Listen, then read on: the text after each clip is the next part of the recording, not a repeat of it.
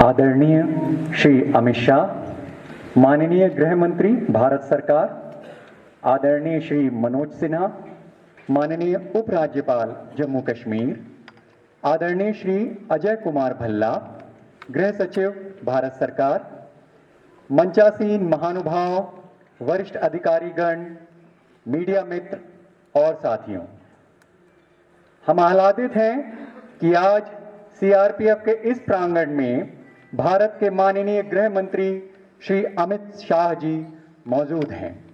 हम उनका स्वागत एवं हार्दिक अभिनंदन करते हैं।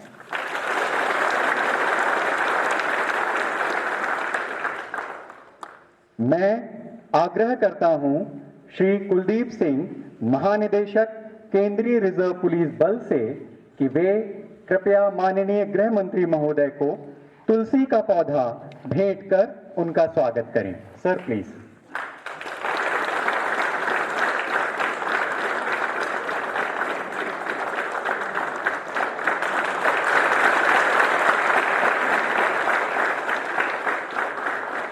धन्यवाद महोदय।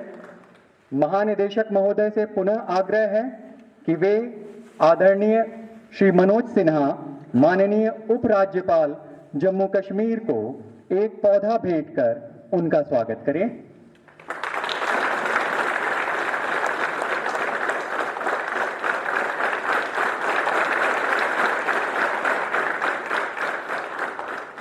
मैं आग्रह करता हूं केंद्रीय रिजर्व पुलिस बल के महानिदेशक श्री कुलदीप सिंह सर से कि वे माननीय गृह मंत्री महोदय के स्वागत में अपना उद्बोधन देने का कष्ट करें। तत्पश्चात उन्हें सुरक्षा बलों के अधिकारियों व कार्मिकों को संबोधित करने हेतु कृपया आमंत्रित करें। Sir please.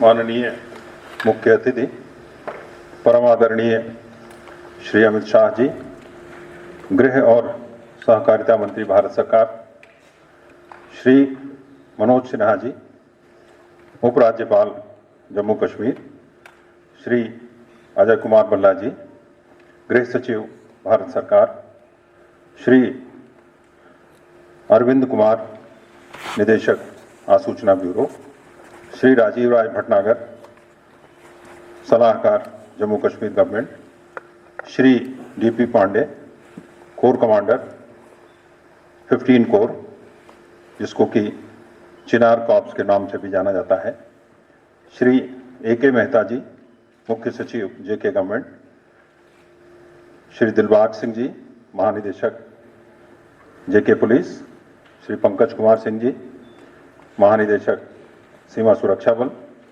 और जलजीत सिंह चौधरी, अतिरिक्त महानिदेशक जेके जोन सीआरपीएफ।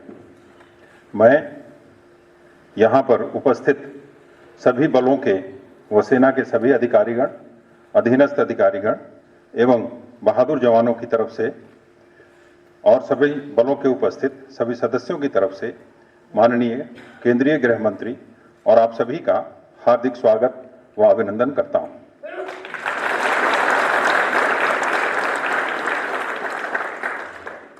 हम सभी के लिए यह अत्यंत सौभाग्य की बात है कि महोदय ने अपने व्यस्ततम कार्यक्रम में से थोड़ा समय ही नहीं निकाला, बल्कि अपने कार्यक्रम को ही करीब 1 दिन और बढ़ा दिया। वो केवल उनके हम लोगों के साथ समय गुजारने के लिए, जवानों के साथ भोजन करने के लिए और रात्रि विश्राम के लिए जो उनका स्नेह और जो उनका रिकॉग्निशन हम लोगों को मिलता है वह अतुलनीय है। मैंने तो केवल महानुभाव से केवल एक निवेदन भेजा था कि हमारे कैंप में आकर हमारे लोगों के साथ अगर कुछ समय गुजार सकेंगे तो हम लोगों का मनोबल बढ़ेगा, हमारी कार्य कुशलता और हमारी कार्य दक्षता को एक मान्यता प्राप्त होगी। लेकिन महानुभाव ने अपने व्यस्ततम कार्यक्रम में से हम लोगों के साथ यहाँ ठहरने का खुद ही निर्णय लिया और जवानों के साथ भोजन का जो निर्णय लिया उससे हम लोगों को जितना मिलना चाहिए था उससे बहुत अधिक मिला। जैसा कि कहा जाता है कि भगवान जब देता है तो छप्पर फाड़ के देता है, उस तरह की व्यवस्था हमको मिली। महोदय, यहाँ पर सीआरपीएफ के, बीएसएफ के, जेके पुलिस के, आईटीबीपी के, सेना के, एसएसबी और सीआईएसएफ के बहुत सारे सदस्य उपस्थित हैं और आपकी गरिमामय उपस्थिति से सभी के मनोबल और कार्यकुशलता, कार्यदक्षता में अत्यधिक बढ़ोतरी आएगी, इस बात का मुझे भरोसा है। कश्मीर घाटी, जैसा हम सभी जानते हैं, आतंकवाद में पिछले 3 दशकों से और बहुत दिनों से काफ़ी संवेदनशील अवस्था में रही है। भौगोलिक दृष्टि से हो या डेमोग्राफिक, जिसको कि जनसांख्यिकीय दृष्टि से हो या ऐतिहासिक दृष्टि से हो, यहाँ की संवेदनशीलता में कभी उतार चढ़ाव आते जाते रहे हैं। उसी के फलस्वरूप जब 370 आर्टिकल और 35A का एब्रोगेशन हुआ तो उस वक्त भी संवेदनशीलता में बहुत तरह की बढ़ोतरी आने की बहुत शंकाएं थी। लेकिन आपके कुशल नेतृत्व और निर्देशन में सभी सुरक्षा बलों ने मिलकर ऐसी व्यवस्था की जिससे कि उन विघटनकारी शक्तियों की मंसूबे और अटकलें धरी की धरी रह गईं और यह यहाँ का जो इलाका है वो एक सुनहरे और विकास की एक नए अध्याय की ओर बढ़ चला। महोदय, सीआरपीएफ पिछले 82 सालों से इसने इस देश को एक रखने में, इस देश की सेवा करने में बहुत तरह के परिवर्तन देखे हैं और अपने आप को उसके अनुरूप बहुत बदला है। 1939 में एक बटालियन के फलस्वरूप जो कार्य सीआरपीएफ का आरंभ हुआ था, आज 250 बटालियन से अधिक इसकी संख्या है और बहुत सारे विशेष बल जैसे कि रैफ, जिसमें कि एनडीआरएफ का भी एक कंपोनेंट है, कोबरा जो कि एलडब्ल्यूई क्षेत्रों में अपना योगदान हमेशा दे रही है, वैली क्यूएटी जो यहाँ के टेररिज्म से लड़ने के लिए एक सक्षम स्वरूप है, यहाँ का कॉन्फ्लिक्ट रेजोल्यूशन में यहाँ तक कि जैसे आसाम और नागालैंड की असुविधाएं, आपस की समस्याएं होती हैं, असम और मिजोरम की जो समस्याएं हैं बॉर्डर की, उसमें सब में विभिन्न आयामों से लड़ते हुए सीआरपीएफ ने अपना योगदान दिया है। चाहे वो चुनाव की व्यवस्था हो, चाहे कोई टेररिस्ट अटैक पार्लियामेंट 2001 का हो या 2005 का अयोध्या में जो 5 जुलाई को अटैक हुआ था वो हो, या कभी भी किसी भी विघटनकारी शक्तियों से लड़ने की क्षमता हो, उसमें सभी बल योगदान देते हैं। लेकिन सीआरपीएफ का योगदान सब समय अतुलनीय रहता है। देश की एकता और अखंडता को अक्षुण्ण रखने के लिए सीआरपीएफ के जवानों ने करीब 2238 जवानों ने शहादतें दी हैं और उनकी शहादतों के फलस्वरूप और बाकी उनके जो कीर्तिमान हैं वो भी कम नहीं है। 2267 कीर्तिमान इस बल को मिले हैं, जिसमें कीर्ति चक्र, शौर्य चक्र, गारंटी मेडल और बहुत तरह की उनकी कीर्तिमान स्थापित किए गए हैं। इस वर्ष भी करीब 154 गैलेंट्री मेडल, जिसमें कि कीर्ति चक्र और शौर्य चक्र भी शामिल हैं, इस बल को मिला है, जो कि इतिहास में सबसे अधिक है। इसके अलावा सीआरपीएफ चाहे वो वृक्षारोपण कार्यक्रम हो, चाहे वो कोविड वॉरियर की लोगों की, जिन लोगों को इसके कोविड के समय में जो सहायता की जरूरत थी उसमें देखना हो, दैविक आपदाओं विपदाओं में मिलना हो, ऐसी लिस्ट बहुत लंबी है, लेकिन सब जगह सीआरपीएफ ने अपना हमेशा योगदान दिया है। जहां तक इस कैंप की बात करें, यह कैंप जब निर्माणाधीन था, लेथपोरा कैंप, उसी वक्त 31/12/2017 को जैश ए मोहम्मद के 3 आतंकवादियों ने जो फिदाइन के तौर पे यहाँ घुसे और घुसने के बाद एक बैरक को उन्होंने दखल में ले लिया। 185 बटालियन के जवानों ने डटकर उसका मुकाबला किया, उसमें 5 जवानों ने अपनी शहादतें दी और उन 3 आतताइयों को मार गिराया। उसके बाद जब आप इस कैंप में आज अभी आ रहे थे महोदय, तो जहाँ से आपने गांव से टर्निंग लिया, वहाँ से करीब 100 से 150 मीटर पहले पुलवामा का वो 14 फरवरी का अटैक, आत्मघाती हमला हुआ था और जहाँ पर 40 बहादुर जवानों ने शहादतें अपनी दी थी। उन जवानों ने उस शहादतों से उसके तुरंत बाद अपनी ऑपरेशंस में और बढ़ोतरी का लाई और उसका जो लंबू या इस्लाम अलवी बोल के जो उनका मास्टरमाइंड होता था उसको कुछ दिनों में ही त्राल की पहाड़ियों में मार गिराया। इस बल की इस तरह की बहुत लंबी लिस्ट है। हमने दो एक चीज़ें आपके संज्ञान में लाने के लिए यहाँ पर किया। इससे भी बड़ा क्या हमारे लिए एक रिकॉग्निशन हो सकता है। आप यहाँ सभी के साथ शायद इतिहास में पहली बार सीआरपीएफ के ये हो रहा होगा कि इतने महानुभाव एक साथ एक जगह पर उपस्थित हैं। पिछली बार जब हमारा रेजिंग डे हो रहा था तो वहाँ पर चीफ सीडीएस साहब विक्रम रावत साहब जो हैं उन्होंने मुझे बोला कि आपका एक ऐसा बल है जो 40 शहादतों के बाद भी तुरंत ऑपरेशन पर निकल जाता है। यह लेकिन इस बल की यही एक गरिमा है और यही एक रेजिलियंस पावर है जिससे कि हमेशा किसी भी असुविधाजनक परिस्थिति या किसी भी समस्या से निपट के खड़े होने की जो क्षमता है वो एक अतुलनीय है। सीआरपीएफ के हर सदस्य इस बात का अवश्य ख्याल रखते हैं हमेशा कि हमारे द्वारा कोई ऐसा कार्य कभी ना हो जाए जो आज तक हमको विरासत मिली है उस विरासत में किसी तरह की कमी आए, बल्कि उसमें हमारे कार्यों से बढ़ोतरी ही हो और कभी किसी तरह का कोई और असुविधाजनक स्टेप हमसे ना लिया जा सके। इन्हीं शब्दों के साथ बहुत अधिक नहीं बोलते हुए मैं माननीय महोदय से अनुरोध करूंगा कि हमारे मार्गदर्शन के लिए अपने कुछ शब्द हमें कहें। धन्यवाद।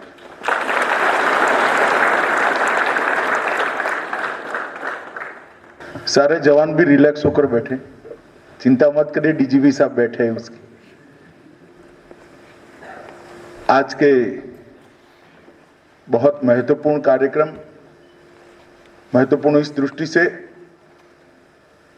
कि मैंने ही खुद कहा था कि मैं पुलवामा के कैंप में एक रात सभी जवानों के साथ बिताना चाहता हूं और आप लोगों के साथ आपके अनुभव, आपकी कठिनाइयां और आपके जज्बे को देखना भी चाहता हूं, कठिनाइयां और अनुभव को जानना चाहता हूं। इसलिए मेरी दृष्टि से कम मेरे लिए कार्यक्रम बहुत महत्वपूर्ण है कि सीमा की अंतिम इंच तक जो जवान देश की सुरक्षा में लगे हैं, चाहे सेना के हो, बीएसएफ के हो, सीआरपीएफ के हो, एसएसबी के हो, उनके साथ रहने का मौका मेरे लिए भी बहुत महत्वपूर्ण कार्यक्रम है। इस महत्वपूर्ण कार्यक्रम में उपस्थित श्री मनोज सिन्हा साहब जो आज हमारे गेस्ट हैं, श्री कुलदीप सिंह जी डीजी सीआरपीएफ, भारत सरकार के गृह सचिव श्री अजय कुमार भल्ला जी, राजीव राय भटनागर जी, डीआईबी श्री अरविंद कुमार जी, जम्मू कश्मीर सरकार के chief secretary A K. Mehta ji, DGP Jammu Kashmir Shri Dilbagh Singh ji, 16 corps commander Pande ji, Shri Pankaj Kumar Singh DG BSF, Shri Daljit Chaudhary ADG CRPF और आज जिनको मैं मिलने आया हूं CRPF, SSB, Jammu Kashmir police, BSF, सेना और सीआईएफएस के सभी प्यारे जवानों।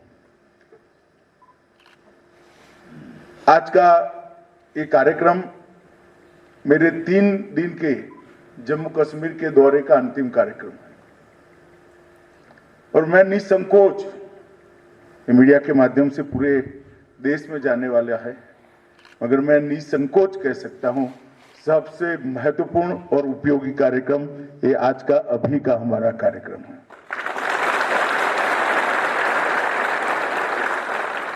क्योंकि पहले भी मैं गुजरात सरकार में गृह मंत्री था, गुजरात में एक सरहदी सुरक्षा विभाग भी हुआ करता है, सरहदी सुरक्षा विभाग का भी मंत्री था।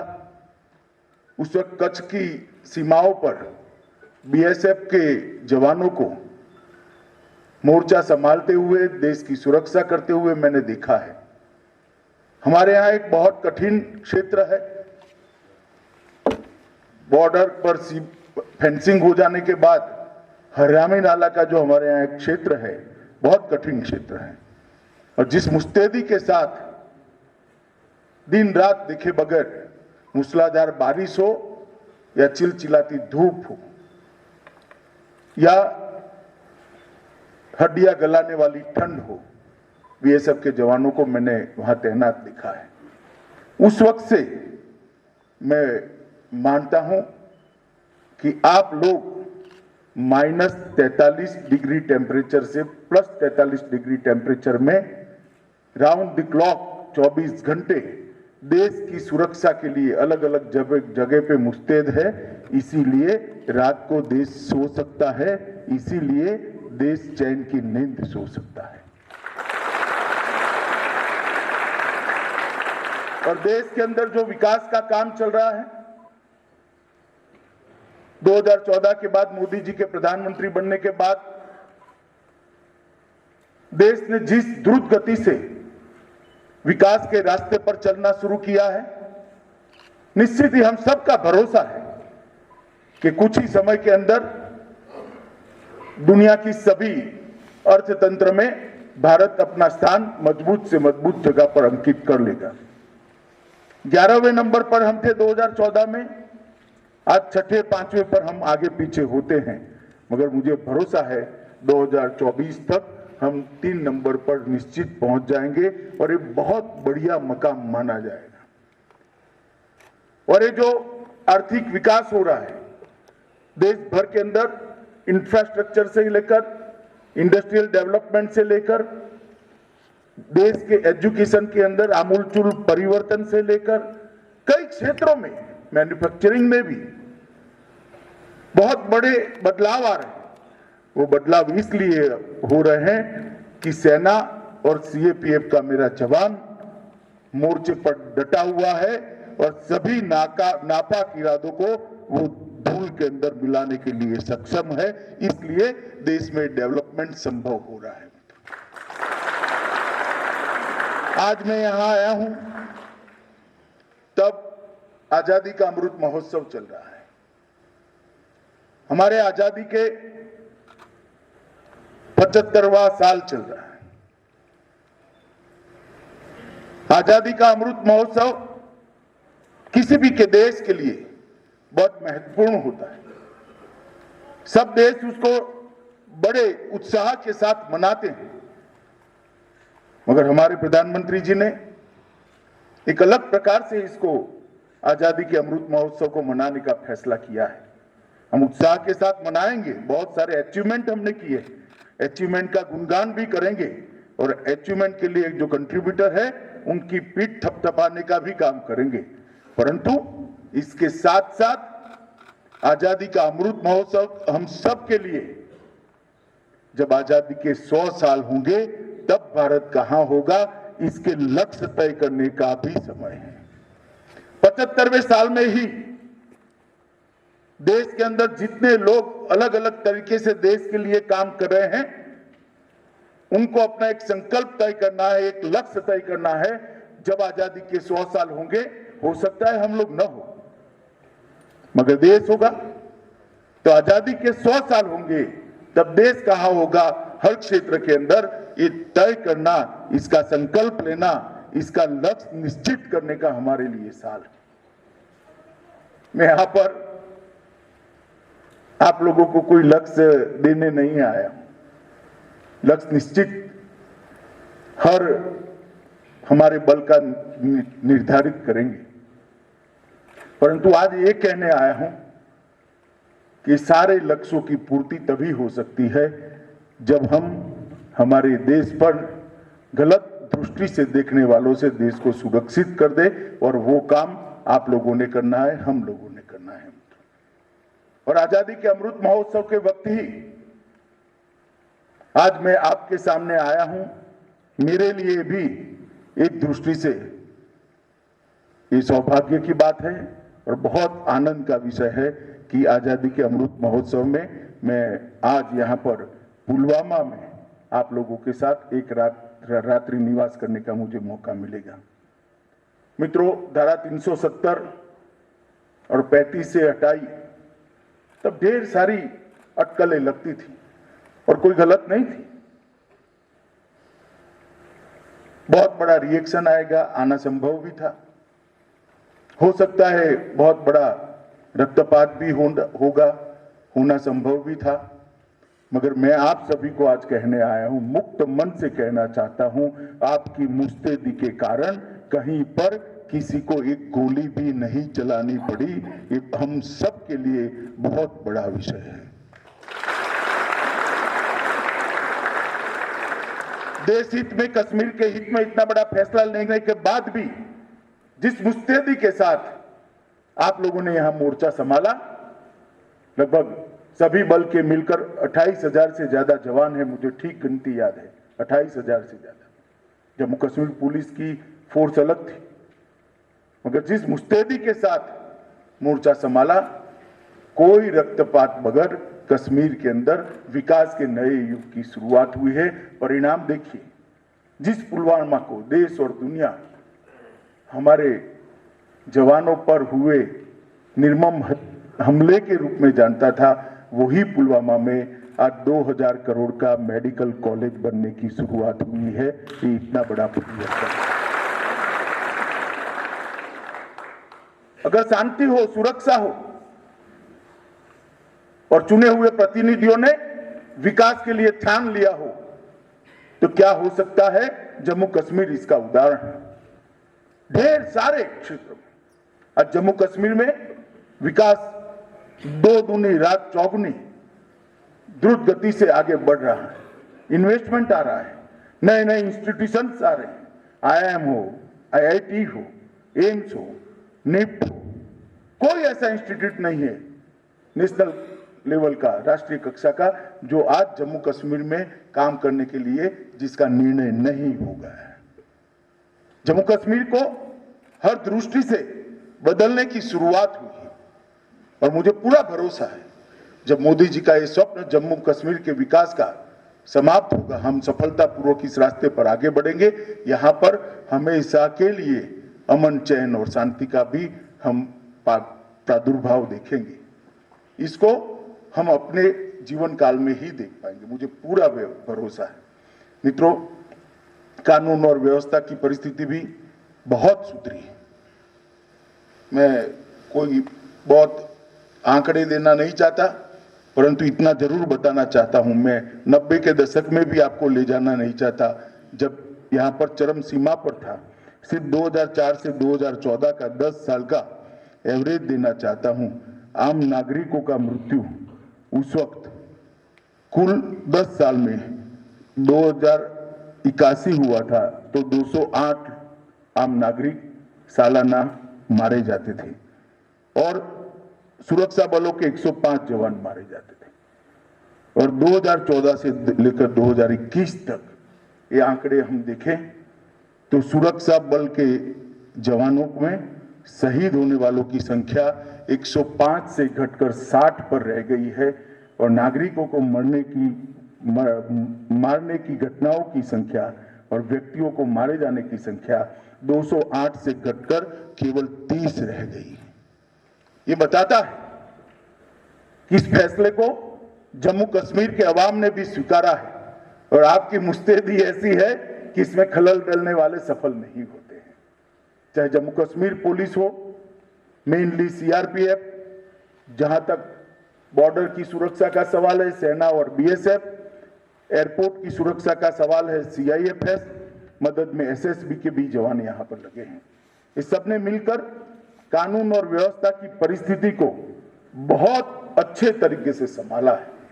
इसलिए मैं देश के गृह मंत्री नाते इस सभी बल के जवानों को आपको प्रतीकात्मक समझते हुए बहुत बहुत साधुवाद और उनको अभिनंदन देना चाहता हूं कि आपने बहुत अच्छा काम किया है। पत्थरबाजी की घटना भी अगर ढूंढ कर ढूंढनी पड़े तब नजर में आती है। एक जमाना था कि कश्मीर के अंदर पत्थरबाजी आम हो गई थी। आज पत्थरबाजी की घटनाओं में भी बहुत कमी आई है, मगर मैं आज आपको कहना चाहता हूं कि इससे हमें संतुष्ट होने की जरूरत नहीं। 30 नागरिकों की भी जान क्यों जाए? आतंकवाद के प्रति इसके विरोध में नरेंद्र मोदी सरकार की जीरो टॉलरेंस की नीति है। हम इसको सहन ही नहीं कर सकते। ये मानवता के खिलाफ, और जो लोग इस गतिविधि में लिप्त हैं वो जघन्य कृत्य कर रहे हैं, और उससे आम जनता को बचाना, कश्मीर को बचाना और उनको सुरक्षित रखना हमारी प्राथमिकता होनी चाहिए, हमारी प्रायोरिटी होनी चाहिए। और जब मैं सीआरपीएफ के कैंप में आया हूं, तब सीआरपीएफ का एक उज्जवल इतिहास है। अभी अभी पुलिस दिन गया है, अभी अभी गया है।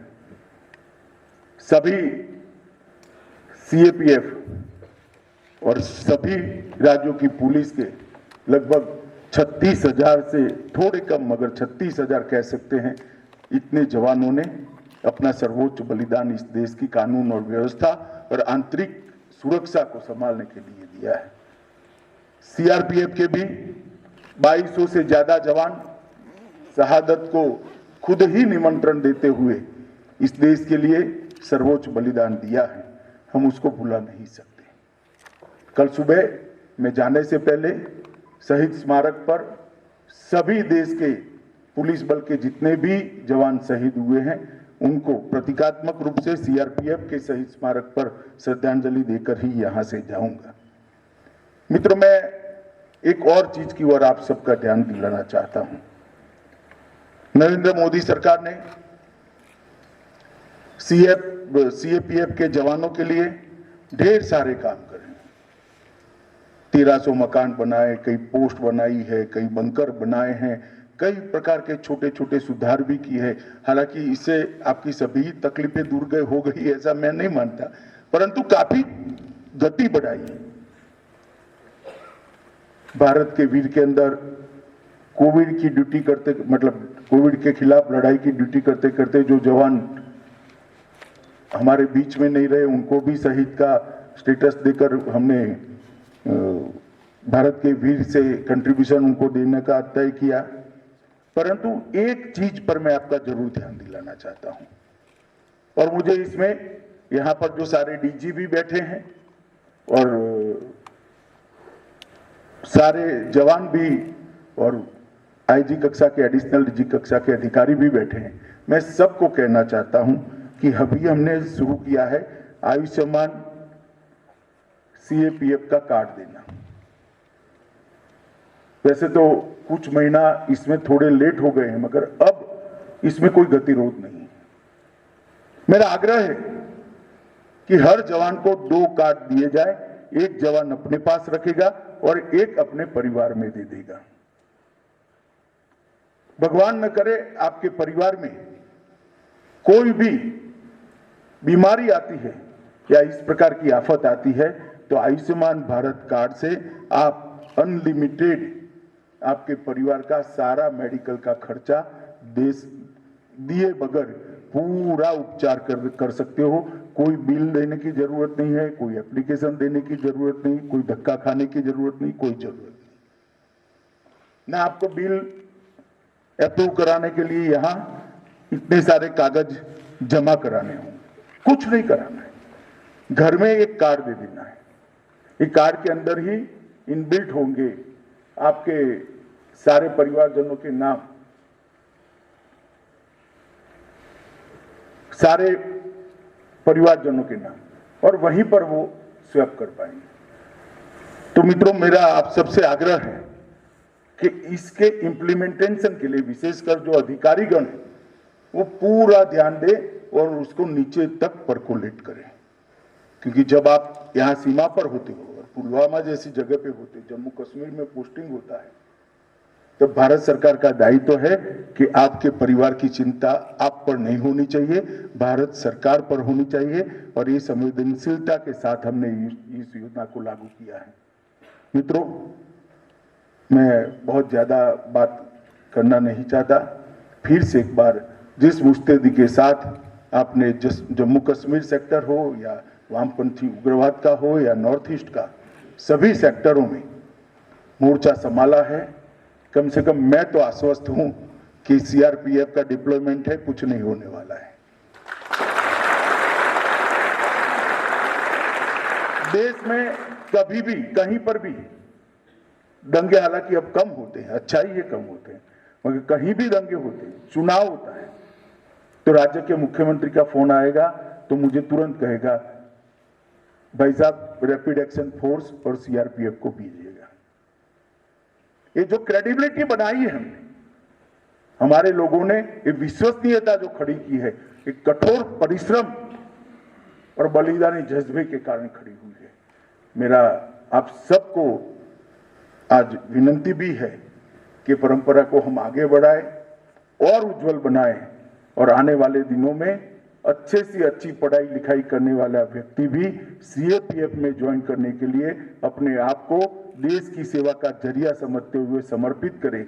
इस प्रकार का उज्जवल इतिहास हम सभी सीएपीएफ का बनाएं। आज आप सभी को मिलकर साच अर्थ में हृदय में बहुत आनंद हुआ। फिर से एक बार पुलिस बल के जो 36,000 के करीब जवान शहीद हुए हैं, वो सबको पूरे देश की ओर से, नरेंद्र मोदी सरकार की ओर से हृदय से श्रद्धांजलि देकर मेरी बात को समाप्त करता हूं। भारत माता की जय।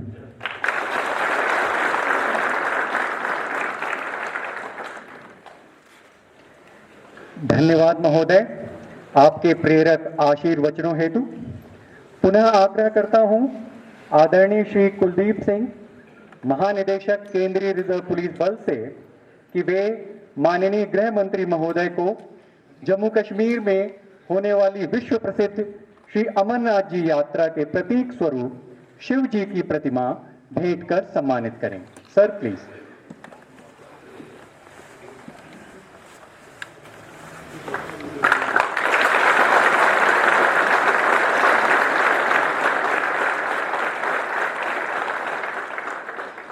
धन्यवाद महोदय। महानिदेशक महोदय से पुनः आग्रह है कि वे माननीय उपराज्यपाल महोदय को कश्मीर की शान डल लेक पर चलने वाले शिकारा की अनुकृति भेंट कर उन्हें सम्मानित करें।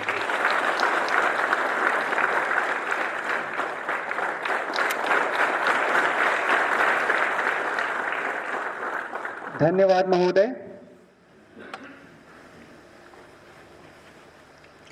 निवेदन है आदरणीय श्री दलजीत सिंह चौधरी, अपर महानिदेशक जेके जोन सीआरपीएफ से, कि वे आभार प्रदर्शन करने का कष्ट करें। Sir please.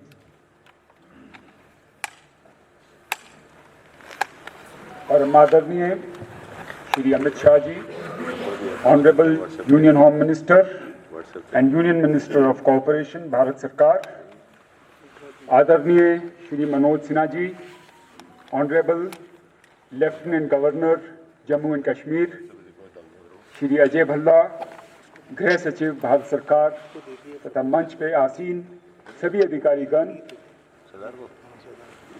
प्रिंट एवं इलेक्ट्रॉनिक मीडिया के बंधुओं तथा सभी बलों के बहादुर साथियों, मैं सीआरपीएफ परिवार तथा उपस्थित सुरक्षा बलों की ओर से श्री अमित शाह जी, यूनियन होम मिनिस्टर, भारत सरकार का हार्दिक कृतज्ञता और धन्यवाद अर्पित करता हूं कि आज आपने हमारे बीच उपस्थित होकर हमारा मनोबल बढ़ाया है। आपके संबोधन ने बल में नई ऊर्जा का संचार किया है और हमें अपनी बेहतरीन सेवा देने के लिए प्रेरित किया है। इस अवसर पर हम आपको ये विश्वास दिलाना चाहते हैं कि तमाम बाधाओं और मुश्किलों के बावजूद भी कश्मीर में तैनात सभी सुरक्षा बल कश्मीर घाटी में अपनी तटस्थ एवं निर्भीक सेवा देते रहेंगे एवं क्षेत्र में अमन एवं शांति के लिए सभी सुरक्षा बल, स्थानीय पुलिस, सेना एवं स्थानीय प्रशासन के साथ परस्पर कंधे से कंधा मिलाकर कार्यरत रहेंगे। मैं वशिष्ठ आमंत्रित अतिथिगणों को व अन्य बलों के पधारे वरिष्ठ अधिकारियों का हृदय से आभारी हूं, जिनकी गौरव में उपस्थिति से आज के इस समारोह की शोभा बढ़ी है और हम सभी का उत्साहवर्धन हुआ है। अंत में मैं श्री अमित शाह जी, यूनियन होम मिनिस्टर तथा union minister of cooperation, Bharat सरकार का पुनः आभार व्यक्त करता हूं एवं समस्त बल कर्मियों की ओर से आपको आश्वस्त करना चाहता हूं कि सभी बल सदैव सरकार के सभी दिशा निर्देशों का अक्षरश पालन करते हुए अपने दायित्वों का निर्वहन पूरी निष्ठा व लगन के साथ करते रहेंगे। धन्यवाद। जय हिंद।